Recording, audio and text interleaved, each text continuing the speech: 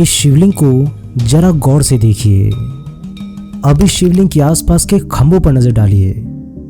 यहाँ कुल मिलाकर 4 खंभे हैं, जिनमें से 3 खंभे टूटे हुए हैं। अब आप सोच रहे होंगे कि आखिर इसमें ऐसी क्या खास बात है। दोस्तों, आपको जानकर यह आश्चर्य होगा कि इन 4 खंभों में से हर एक खंभा भविष्य बतलाता है। चौंक गया ना? परंतु ये सच है। दरअसल ये खंभे कई सालों से शोधकर्ताओं के आकर्षण का केंद्र बने हुए हैं। आखिर क्या है इन 4 खंभों का रहस्य? आखिर इन 4 खंभों में से 3 क्यों टूटे हुए हैं? आखिर इन 4 खंभों में से आखिर का बचा हुआ खंभा दुनिया से क्या कहने की कोशिश कर रहा है? आखिर क्या है इस विशालकाय शिवलिंग के पीछे का रहस्य, और ये पानी के बीचों बीच क्यों है?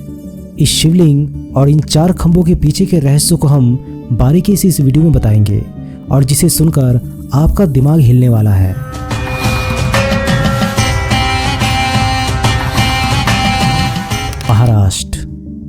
महाराष्ट्र के अहमदनगर जिले में एक सैकड़ों साल पुराना पहाड़ी किला है, जिसे हरिश्चंद्रगढ़ पहाड़ी किला कहा जाता है।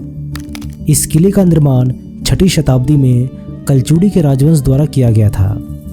अगर हम कलचुड़ी राजवंश के इतिहास को देखें तो ये एक भारतीय आर्य राजवंश था, जिन्होंने 6वीं और 7वीं शताब्दी के बीच पश्चिम मध्य भारत में शासन किया था। उनके क्षेत्र में वर्तमान गुजरात, मध्य प्रदेश और महाराष्ट्र के कुछ हिस्से शामिल थे। दोस्तों, इस हरिश्चंद्रगढ़ किले के परिसर में कुछ अति प्राचीन गुफाएं मौजूद है। ये गुफाएं सदियों से ऋषि मुनियों के ध्यान साधना के आकर्षण का मुख्य केंद्र था। 14वीं शताब्दी में ऋषि चांगदेव इन्हीं गुफाओं में ध्यान किया करते थे। इस पूरे मंदिर परिसर में एक शिव मंदिर है, जिसे केदारेश्वर मंदिर कहा जाता है। केदारेश्वर मंदिर वास्तव में आपके द्वारा देखे गए किसी भी अन्य मंदिर से कहीं गुना ज़्यादा भिन्न है, क्योंकि ये मंदिर एक गुफा के अंदर मौजूद है। साथ ही साथ पूरे साल भर ये मंदिर पानी से लबालब भरा रहता है। इस मंदिर को न केवल महाराष्ट्र में बल्कि पूरे देश में सबसे असामान्य और अद्वितीय मंदिरों में से एक माना जाता है। केदारेश्वर गुफा एक ऐसा मंदिर है जो हर इंसान के लिए आस्था का मुख्य केंद्र है और शोधकर्ताओं के लिए एक अबूझ पहेली। इस गुफा के अंदर गर्भगृह में एक अति प्राचीन शिवलिंग मौजूद है, जो प्राकृतिक रूप से बना है। ये लिंगम हमेशा ठंडे पानी से घिरा हुआ रहता है और ऐसा माना जाता है कि इसमें गंगा का पानी आता है। एक प्राचीन गुफा के अंदर एक मंदिर का होना, और वो भी पानी से लबालब भरा रहना, ये कोई सामान्य बात नहीं है, बल्कि इसके पीछे ऐसे कई रहस्य छिपे हैं जो आज एक शोध का विषय है। दोस्तों, आपको जानकर ये आश्चर्य होगा कि इस गुफा मंदिर का संबंध सतयुग के आरंभ से लेकर कलयुग के अंत तक है। अब ऐसा क्यों कहा जाता है, इसे जानने के लिए हमें इस मंदिर के अंदर की संरचना के बारे में जानना होगा। इस प्राकृतिक शिवलिंग की ऊंचाई आधार से 5 फीट ऊपर है और शिवलिंग के चारों ओर पानी है, जिसकी गहराई लगभग 3 फीट है। इस शिवलिंग तक पहुंचना काफी कठिन है, क्योंकि पानी काफी ठंडा व फिसलन वाला है। मॉनसून में तो इस गुफा तक पहुंचना संभव ही नहीं है, क्योंकि रास्ते में एक विशाल जलधारा बहती है। इस शिवलिंग के ऊपर एक विशाल चट्टान है और इस चट्टान के चारों ओर 4 स्तंभ बने हैं, और इसी स्तंभ के कारण शोधकर्ता आज भी उलझन में है। अब जरा शिवलिंग के चारों तरफ के स्तंभों को गौर से देखिए, क्योंकि इस स्तंभ की गुत्थी आज तक नहीं सुलझ पाई।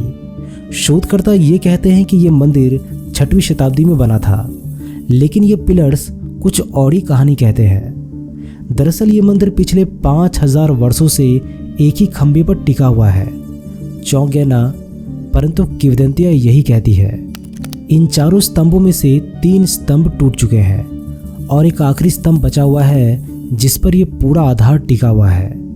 इन स्तंभों के बारे में वास्तव में कोई नहीं जानता, कहीं पर भी इसका कोई उल्लेख नहीं मिलता, लेकिन ऐसा कहा जाता है कि इन स्तंभों का निर्माण जीवन के 4 युगों सतयुग, त्रेता युग, द्वापर युग और कलयुग को दर्शाने के लिए किया गया था। जब एक युग अपने समय के अंत में आता है तो कहा जाता है कि एक स्तंभ टूट जाता है। आप इन 3 स्तंभों को जरा गौर से देखिए। ये 3 स्तंभ पहले ही टूट चुके हैं। आम धारणा है कि वर्तमान चरण कलयुग है और जिस दिन चौथा स्तंभ टूट जाएगा उसे वर्तमान युग का अंतिम दिन माना जाएगा। इसका सीधा सा मतलब ये है कि जब ये आखिरी स्तंभ टूटेगा तब दुनिया में प्रलय आएगा, चारों तरफ तबाही मचेगी और फिर कलयुग का अंत हो जाएगा। ऐसे में यहाँ के लोगों का मानना है कि ये मंदिर सतयुग से यहाँ पर है। मंदिर भले ही बाद में बनाया गया, परंतु ये शिवलिंग यहाँ पर अनादिकाल से विराजमान है और ये स्तंभ समय चक्र के बदलाव के बारे में जानने के लिए यहाँ पर बनाया गया था।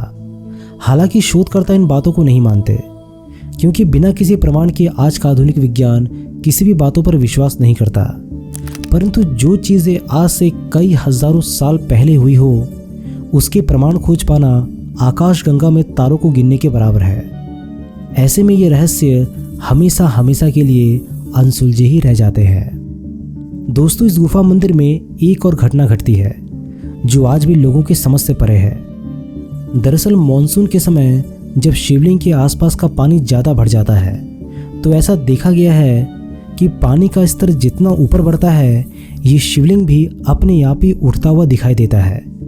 यानी कि पानी जितना भी बढ़ जाए ये शिवलिंग हमेशा नजर आता है। ये नज़ारा देखकर लोग भोलेनाथ के जयकारे लगाने लगते हैं। केदारेश्वर मंदिर के अलावा यहाँ पर 2 और दर्शनीय स्थल है, जैसे कि कोकणकड़ा और तारामती शिखर।